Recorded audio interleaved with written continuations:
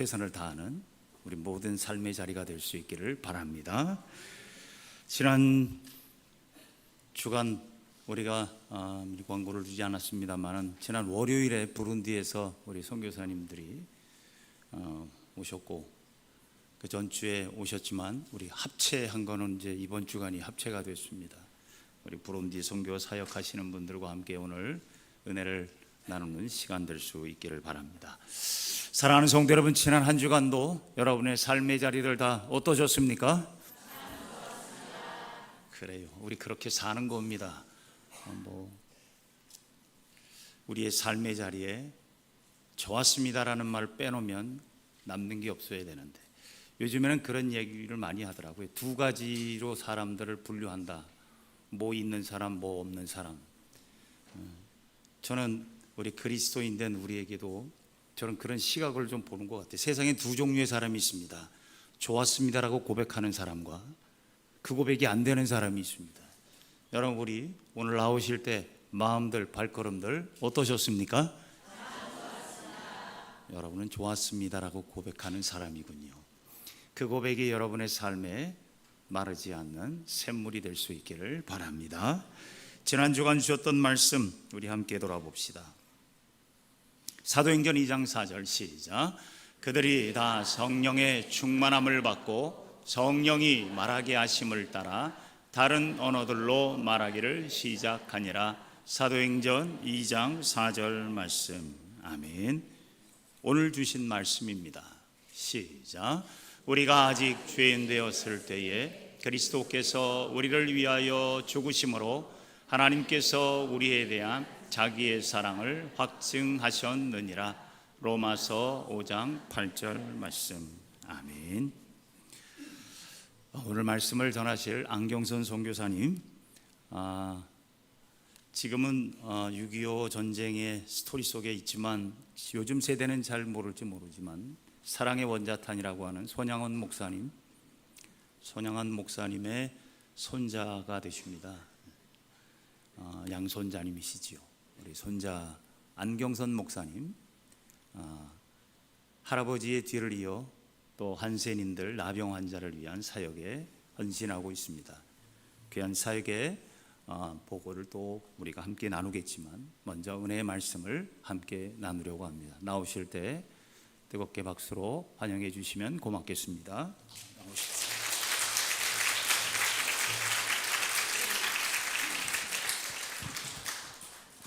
기도하겠습니다. 고맙고 감사하신 아버지 하나님, 이 시간에 여호와의 말씀으로 당신의 귀한 백성들 위로하시고 축복하시고 치유케 하시고 회복케 하여 주옵소서. 예수님의 이름으로 감사하며 간절히 기도합나이다. 아멘. 이 땅의 사람을 두 가지로 분류하신다고 목사님이 말씀을 하셨는데 저는 일부는 인정하지만 일부는 인정하지 못할 것 같아요. 요즘 세상은 그렇게 나눈 게 아니고 삼성전자 또 SK 뭐죠? 하이닉스 주식을 가지고 있는 사람, 못 가지고 있는 사람 그렇게 나눈다고 합니다. 저는 이것도 없고 저것도 다 없지만 남들에게 없는 게 한 가지 있어요. 뭐가 있을까요? 예수님 한 분밖에 안 계십니다. 저는 예수님 한 분 때문에 살고 행복하고 앞으로도 그분 때문에 살아갑니다. 또 한 가지가 더 있는데 그것은 한센인이에요. 제 눈에는 한센인만 보이고 다른 사람은 안 보여요. 그래서 목사님은 두 가지로 구분한다는데 저도 두 가지로 구분해요. 한센인 사람, 한센이 아닌 사람. 그러니까 한센인들은 이렇게 눈이 동그래져 보이고 여러분처럼 이렇게 건강한 사람은 제 눈에는 안 보입니다. 그런데 큰일 났네요. 여러분, 어쨌든 저와 여러분들은 복음 때문에 살아가는 사람들인 줄로 믿습니다. 복음은 여러 가지로 설명이 되겠지만 단순해요. 죄인인 우리를 살리기 위하여서 하나님께서 예수 그리스도를 이 땅에 보내신 이야기. 그게 처음이자 마지막입니다. 그래서 저와 여러분들의 인생은 사실은 예수님 때문에 행복하게 사는 거예요. 저는 예수님이 아니라면 저는 억울해서 못 살겠어요. 예수님이 계시니까 안 억울해요. 저희 집은 저 상계동에 있어요. 상계동 당곡에 이제 서울의 마지막 남아있는 달동네. 우리 집 앞까지 다 재개발이 됐는데 우리 집만 여러분처럼 여기처럼 재개발이 안 된 동네에서 살고 있어요. 한날은 우리 딸들이 아빠 우리도 한번 한강에 보이는 아파트에서 한번 살아봅시다. 그래서 참 철딱선이 없는 이야기를 하더라고요. 여러분 한강에 보이는 아파트가 얼마죠?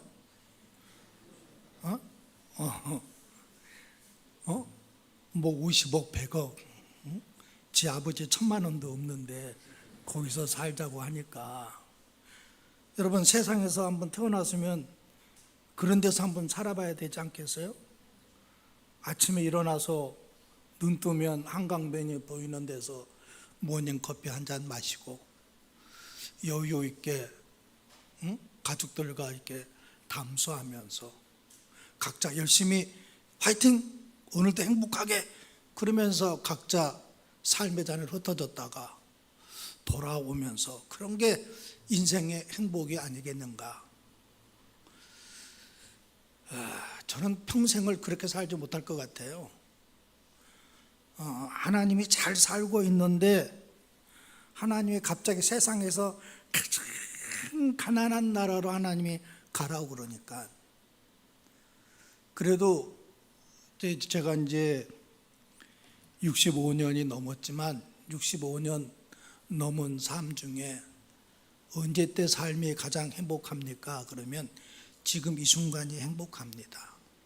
뭐 때문에요?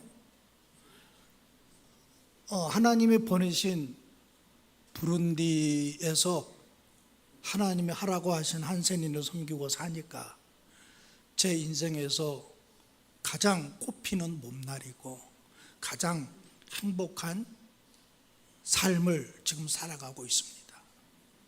그러니까 예수님 안 계신다면 말이 안 되는 거죠. 그렇죠? 여러분들도 예수님 때문에 가장 행복한 하루하루로 살아가시기를 주의 이름으로 간절히 축원하여 드립니다. 오늘 본문 말씀에 요한복음 3장 16절에 하나님의 세상을 이처럼 사랑하사 독생자를 주셨으니 그랬어요. 독생자를 보냈는데 하늘 보좌를 버리고 이 땅에 보내주셨어요. 여러분 예수님 때문이라면 대한민국 지금의 삶을 포기하시겠어요? 네? 아니 왜 대답을 못해요? 예수님 때문이랬는데 여러분 예수님 때문이라면 우리 예수님처럼 하늘 보좌를 버리고 이 땅에 찾아올 줄 알아야 돼요. 그게 복음이에요. 그게 복음의 능력이에요. 우리의 힘으로 할 수 없지만 아버지의 힘으로 아버지가 보내셨기 때문에 그 부르심에 순종하면서 살아가는 삶이 가장 행복한 삶이에요. 그게 100점짜리의 삶이에요. 저는 대학원까지 나왔지만 대학원까지 나올 때까지 100점을 단 한 번도 맞아본 적이 없어요. 100점 맞아본 적이 없어요. 그러나 신앙 안에서는 퍼펙트한 삶을 살아가고 있습니다. 왜? 하나님 보내신 뜻대로 살아가니까. 여러분 마태복음 8장에 예수님이 버림받은 사람을 찾아 잃어버린 영혼을 찾아 이 땅에 오셨다 그랬는데 여러분, 예수님이 이 땅에 오신 목적이 뭘까요? 예? 예수님이 이 땅에 찾아오신 목적이 뭐예요? 여러분, 예수님은 여러 가지 이유가 있는 게 아니에요. 단 한 가지밖에 없어요. 누가복음 19장 16절 한번 찾아볼까요?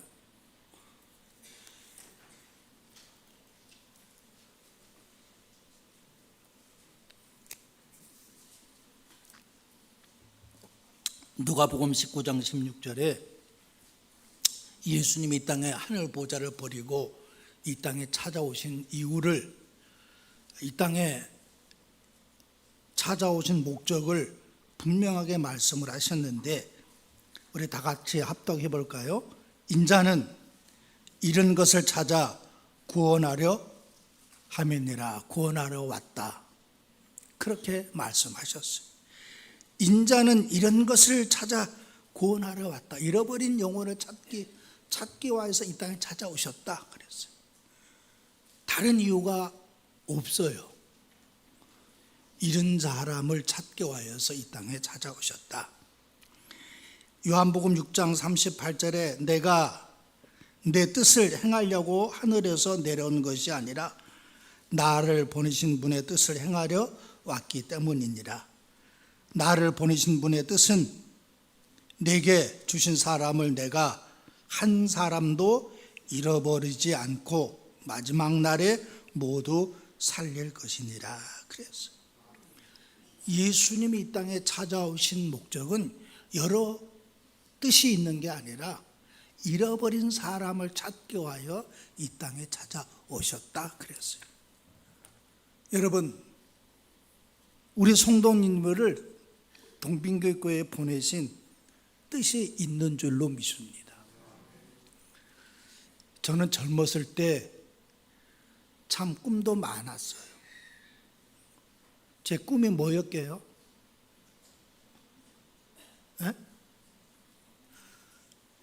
언덕 위에 하얀 집을 짓고 거기에 카페를 차려서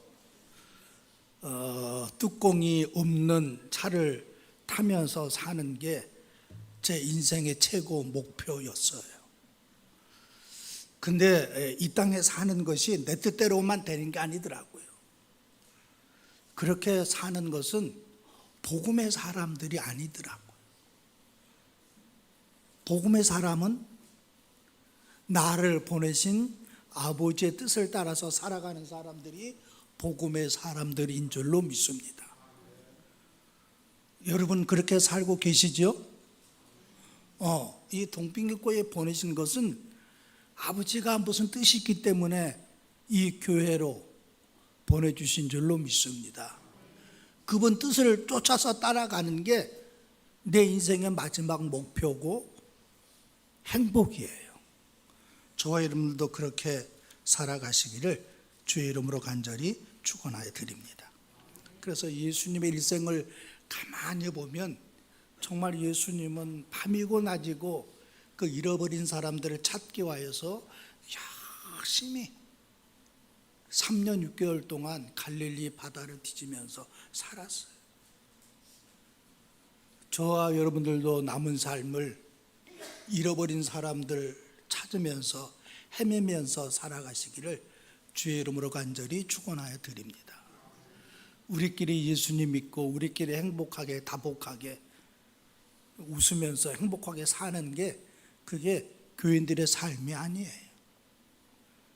그렇잖아요? 그만큼 이기적인 사람들이 없어요. 그런 이기적인 삶이 아니라 내 주위에 소외되고 낮은 자, 잃어버린 사람을 밤이고 낮이고 찾으면서 살아가는 저와 여러분 되어지시기를 바랍니다. 예수님께서 그 당시에 잃어버린 사람, 사회가 버리고 부모가 버리고 국가에서 버렸던 나병 환자에게 찾아가셨어요. 그 당시에는 부정한 사람을 만나고 또 그 사람을 만지기만 해도 공동체에서 버림받은 분리되어서 회복될 때까지 분리되어서 살아갈 수밖에 없었지만 예수님은 나병 환자를 불러서 그 부정한 곳에 손을 대서 치료해 주셨습니다.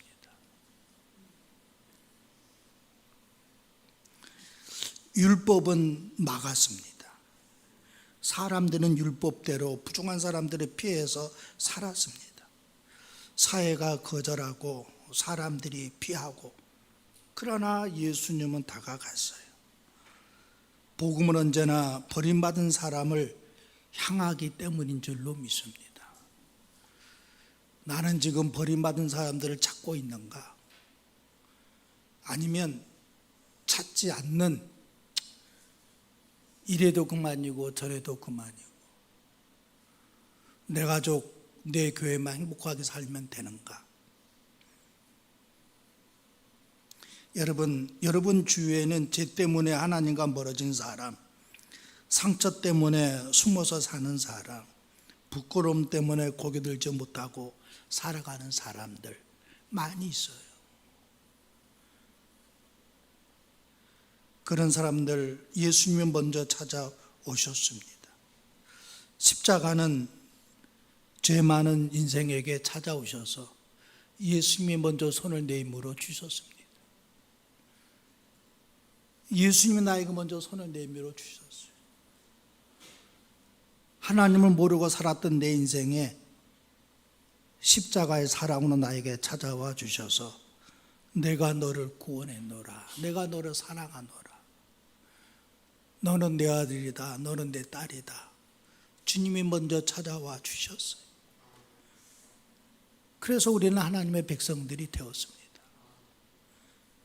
하나님을 모르고 살았던, 십자가의 사랑을 모르고 살았던 죄 많은 인생에게 어느 날 나도 모르게 성령이 찾아와서 나에게 임했고, 세상 가치 속에 살아가였지만 십자가의 사랑을, 그 진리를 나도 모르게 깨닫는 어느 순간이 찾아왔어요. 십자가 밑에 죄인이 왔습니다. 잃어버린 영혼이 찾아왔습니다. 나에게 찾아오신 주님을 사랑합니다. 나에게 찾아오신 예수님의 십자가의 사랑을 너무나도 사랑합니다. 예수님 감사합니다. 우리는 울면서 고백할 수밖에 없습니다. 나 같은 죄인을 누가 환영해 줄까요?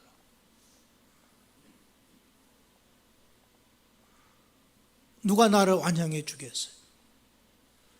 선교사라고 환영할까요? 아니에요. 내 속에, 내 삶 속에 살아계신 예수 그리스도의 십자가의 사랑이 있기 때문에 여러분들이 그 십자가의 사랑을 보고 저를 환영해 주고 우리 선교사들을 환영해 주는 줄로 믿습니다. 여러분들의 삶 속에 십자가의 사랑을 얼마나 느끼면서 살아가십니까? 제 오늘 가슴을 뜨겁게 만들었던 것은 26년 이 동평경 교회의 표어예요. 표어. 표어가 뭘까요? 예? 예. 이 세 글자가 내 가슴을 막 흥분시키더라고. 얼마나 귀한 명언이에요. 명언. 용서와 사랑으로 행복한 교회. 여러분 이 말만 들으면 막 흥분되지 않아요? 저는 흥분돼요. 용서와 사랑이란 이 두 글자가 제 마음을 얼마나 흔들어 놓은지 모르겠어요. 여러분 이 땅에는 21세기에는 이 용서와 사랑을 잃어버리고 살아간 사람들이 얼마나 많은지 몰라요. 물질에 다 속아서, 이 물질에 속아서 살아간 사람들이 얼마나 많은지는 몰라요. 심지어는 주의 사자들, 주의 목사님들도 이 물질에 속아서 살아가는 목사님들 얼마나 많은지는 몰라. 여러분 절대 속지 마세요. 속지 마세요. 이게 물질이라는 것은 아무것도 아니에요. 우리가 살아가고 있는 이 육체에 갇혀서 살아가는 게 얼마나 비참한 삶인지는 몰라요.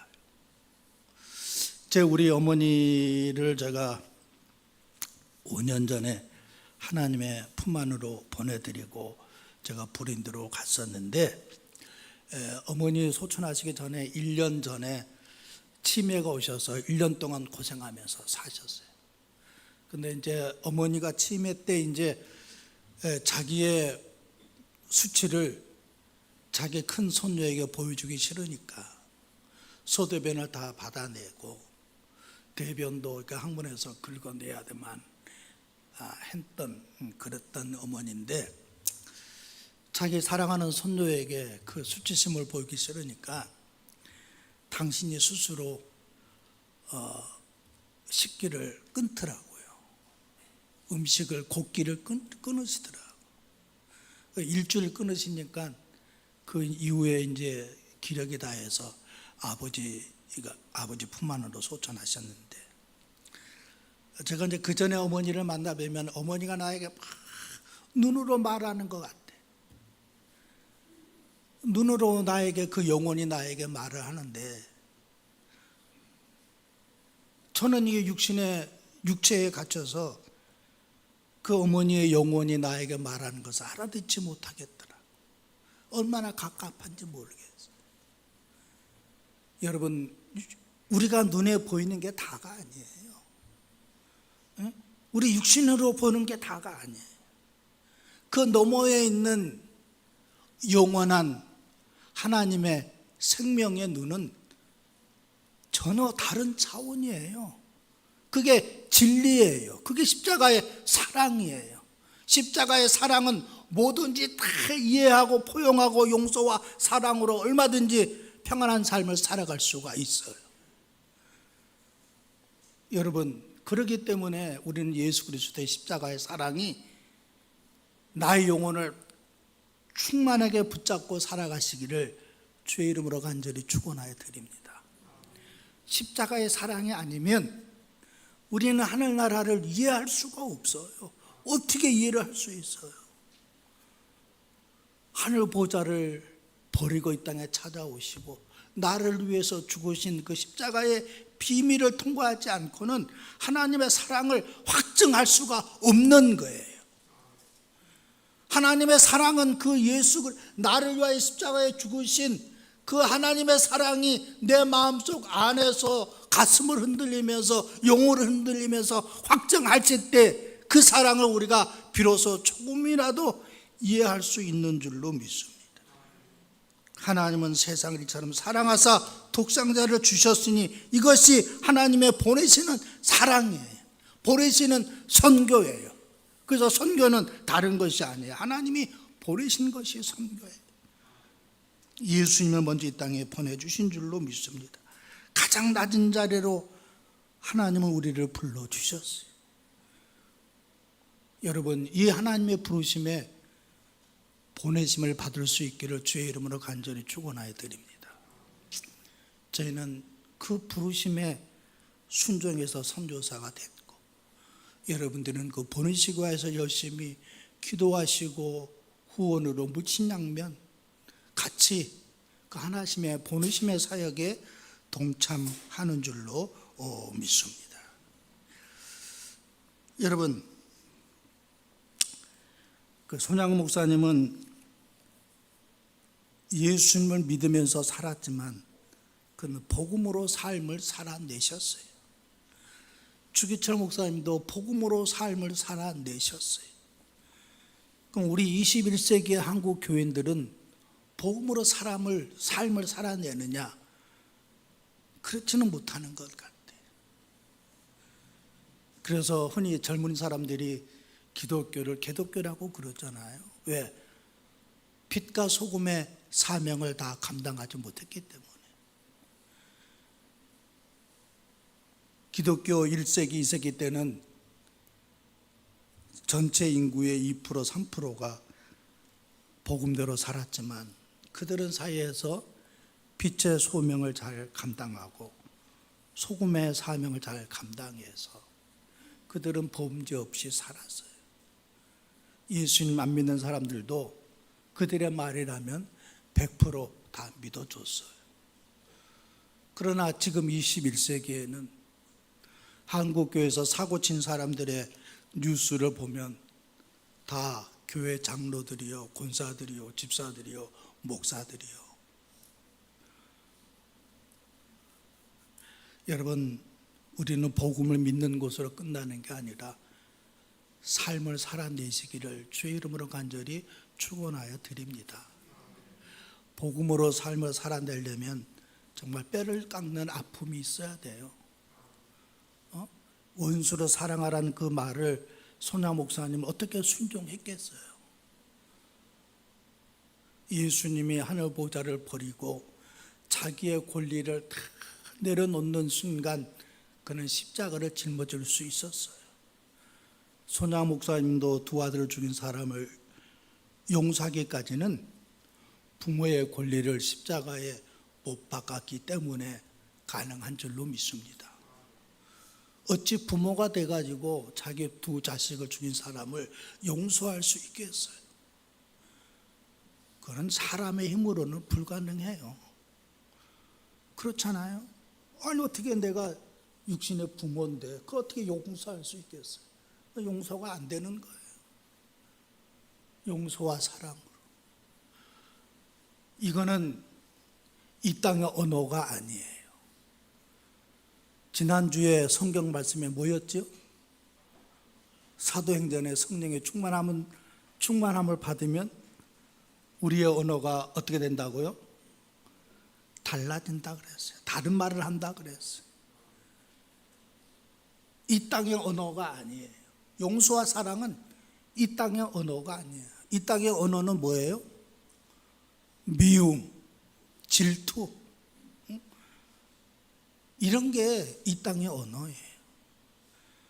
사랑과 용서는 하늘나라의 새 방언인 줄로 믿습니다. 성령의 충만함을 받으면 저는 은사가 따라오는 거예요. 이 땅의 마음으로, 이 땅의 부모의 마음으로 내 자녀를 바라보는 게 아니라 내가 내 자녀를 바라볼 때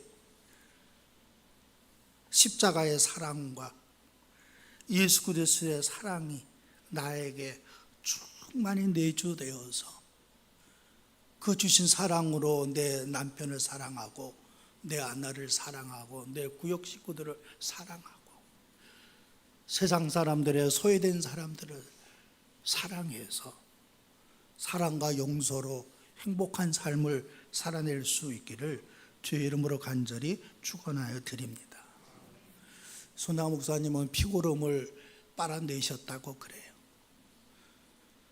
어떻게 피고름을 빨아낼 수 있을까? 제가 한선인들 치료하다 보면 썩은 냄새가 진동해가지고 마스크를 안 쓰면 도저히 그들의 가까이 갈 수가 없을 정도로 너무 심해요. 그런 심한 것을 손야 목사님 어떻게 입으로 빨아낼 수 있었을까?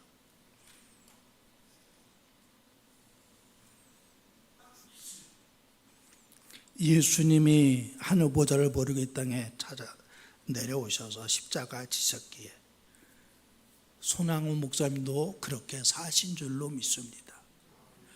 주의 발자취를 따라서 복음대로 사셨어요. 나 외에 다른 신을 섬기지 말라. 나 외에 다른 신에게 절하지 말라. 원수를 사랑하라. 그는 말씀으로 살았어요. 저 여러분들도 남은 삶을 어떻게 살아가야 할 것인가? 복음으로 살아갈 수 있기를 주의 이름으로 간절히 축원하여 드립니다. 이 땅의 철학이 아닙니다.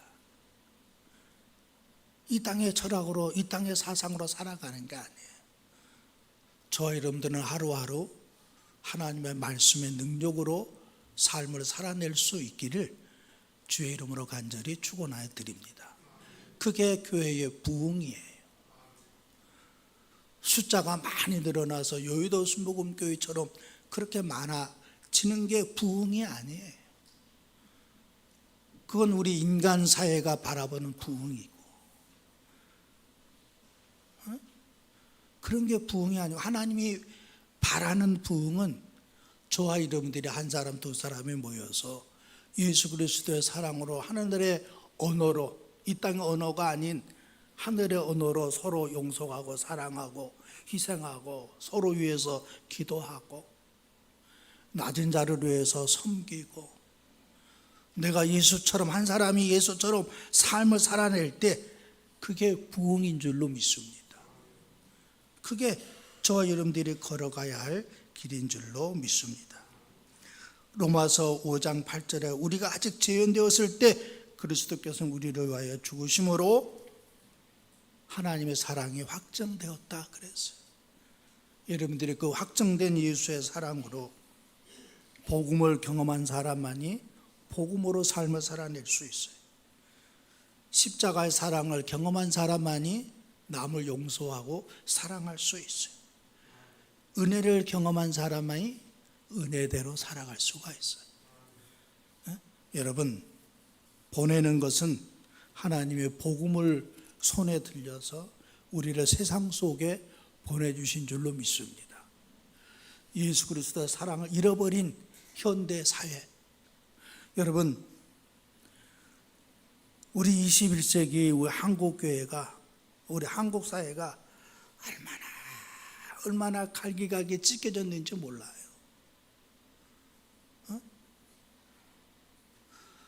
여러분, 이 땅에서 우익 사회가 어디 있고 자익 사회가 어디 있겠어요? 세상이 우익을 말하고 자익을 말한다 할지라도 교회는 하나님 나라를 말해야지. 교회 안에서도 우익이 찾아왔고 자익이 찾아왔어요.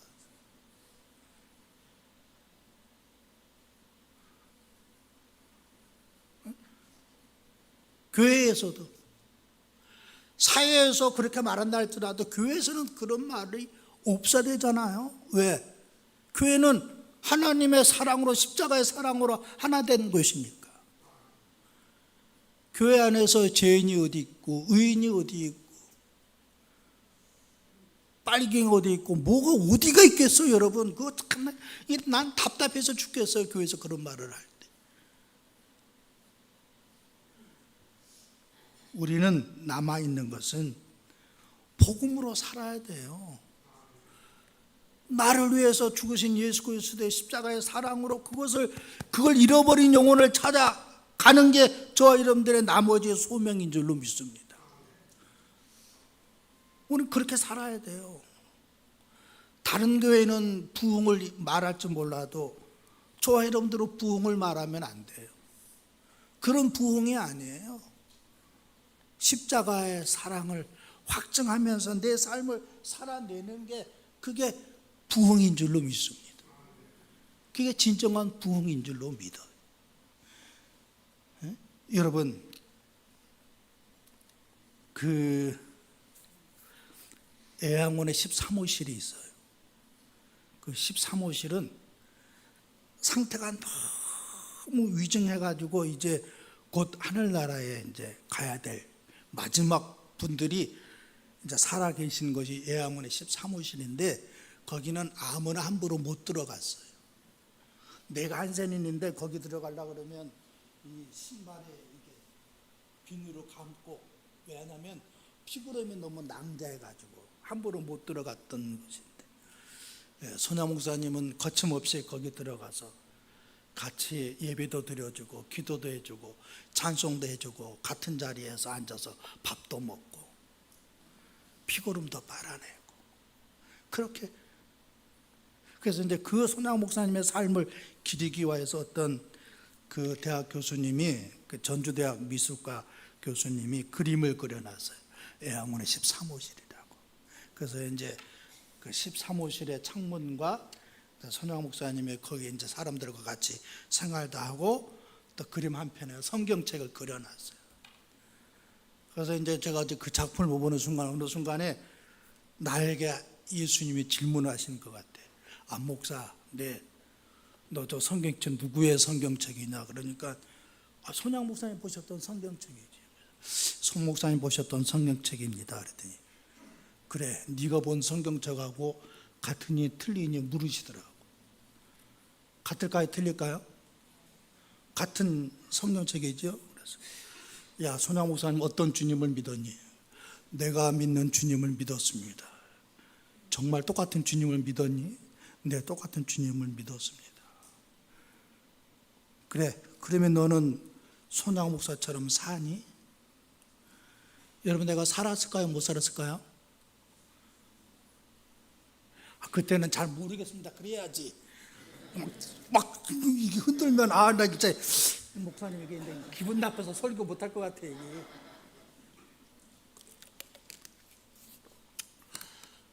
너무 가슴이 메워지더라요. 그 질문을 받는 순간 그 자리에서 부쩍 주저앉아서 기운을 차려서 내 사무실에서 엉엉 울 수밖에 없었어요. 정말 똑같이 하나님 말씀으로 묵상하고 찬송하고 똑같은 주님을 믿고 똑같이 예배를 드리는데 그분은 복음대로 살았지만 나는 세상 편리한 곳 찾아서 잘 살고 있더라고요. 얼마나 부끄러운지. 그때부터 예수님 어떻게 살아야 됩니까? 하나님 믿는 백성으로서, 예수 그리스도의 십자가의 사랑을 깨달은 백성으로서, 종으로서, 당신의 목사로서 어떻게 살아야 합니까? 한 3개월, 4개월 그렇게 울면서 지내다가 또 그 작품 안에 다시 이렇게 섰었을 때 예수님이 그렇게 말씀하시는 것 같아요. 야, 아브라함의 하나님, 이삭의 하나님, 야곱의 하나님, 토플의 하나님, 윌슨의 하나님, 손양원의 하나님이 너의 하나님인데 너도 그들처럼 살았으면 좋겠다. 세상이 버렸던 한세는 곁에서 너도 남은 인생을 그들과 함께 울고 웃으면서 살았으면 좋겠다. 그래서 그때 하나님이 지금까지 수많은 요단강을 건너왔지만 하나님 지금까지 은혜 주시고 살려주신 이유는 마지막 남은 한센인들, 여러분 지구촌에 4천만 명이 있습니다. 동남아시아에 1,500만, 아프리카에 2,500만, 부룬디에 약 한 1,000명 정도 계셔요. 부룬디에 보면 유엔도 와 있고 우리나라 대형 NGO들이 다 와 있지만 그들을 찾아가서 섬기는 단체는 단 한 곳도 없더라고요. 물론 나라가 잘 살면 그들을 위해 사회복지도 있고 있겠지만 세계에서 가장 가난한 나라이다 보니 그들을 섬길 수 있는 그런 여유가 없는 것 같아요. 그래서 하나님이 손양 목사님 순교 70주년 때 외교부에서 손사랑 브릿지, 예수님의 사랑과 손양 목사님의 사랑을 전달하면서 살자. 그래서 손사랑 브릿지 인허가를 받아서 2020년에 거기로 갔습니다. 그래서 이제 한 220명 조사가 되어서 그들을 우리 김영수 선교사님 또 장인아 선교사님 도움을 받아서 열심히 사역을 하고 있습니다. 그런데 이제 그들 가정도 섬기기가 어려운데 작년 이제 우리 이 동부교 교회가 오셔가지고 조그만 땅을 사 주셨어요. 그래서 땅 위에 조그만 그들을 치료할 수 있는 간이 보건사라고 말할 수 없고 그냥 조그만한 집 하나 흑백돌로 지어서 지금 거기에서 이제 치료하고 도와주고 있어요. 근데 그 앞에 큰 땅이, 좋은 땅이 너무 많이 있더라고요. 공토가. 그래서 하나님이 그 땅에서 한센인들이 이제 한센인 자녀로 태어난 죄 때문에 교육을 제대로 못 받아요. 학교를 다닐 수가 없고 학교를 못 다니니까 그 산에서 태어나서 그 산에서 장가가고 시집가서 그 산에서 죽을 수밖에 없는 그런 안타까운 현실을 보면서 하나님이 그 자녀들을 위해서 네가 좀 한번 기숙사를 지면 어떻겠는가. 하나님이 그렇게 도전을 줘, 새로운 비전을 줘서 하나님 이 220명도 먹이고 치료하기가 버거운데 또 하나님이 무거운 짐을 나한테 지라고 하십니까? 그래서 한 몇 달 고민했어요. 고민했더니 네가 지금껏 한 것이 뭐가 있니? 내가 다 했니? 내가 다 했잖아. 그것도 내가 다 할게. 어? 너 무슨 걱정을 하니?